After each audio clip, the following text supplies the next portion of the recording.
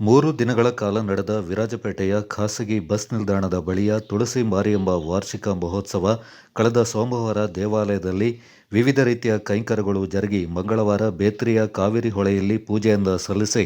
ಬಳಿಕ ವಿರಾಜಪೇಟೆ ತೆಲುಗರ ಬೀದಿಯ ದಕ್ಷಿಣ ಮಾರಿಯಮ್ಮ ದೇವಿಗೆ ಪೂಜೆಯನ್ನು ಸಲ್ಲಿಸಿ ನಂತರ ವಿರಾಜಪೇಟೆಯ ತೆಲುಗರ ಬೀದಿ ಜೈನರ ಬೀದಿ ಮುಖ್ಯ ರಸ್ತೆಯ ಮೂಲಕ ವಿವಿಧ ಬಗೆಯ ಕುಣಿತಗಳ ಜೊತೆಗೆ ವಿದ್ಯುತ್ ಅಲಂಕೃತ ಬೆಳ್ಳಿಯ ರಥದಲ್ಲಿ ದೇವಿಯ ಮೆರವಣಿಗೆ ಆರಂಭಗೊಂಡು ಖಾಸಗಿ ಬಸ್ ನಿಲ್ದಾಣದ ಬಳಿ ಇರುವ ತುಳಸಿ ಮಾರಿಯಮ್ಮ ದೇವಾಲಯದಲ್ಲಿ ಉತ್ಸವದ ಮೆರವಣಿಗೆ ನಡೆಯಿತು.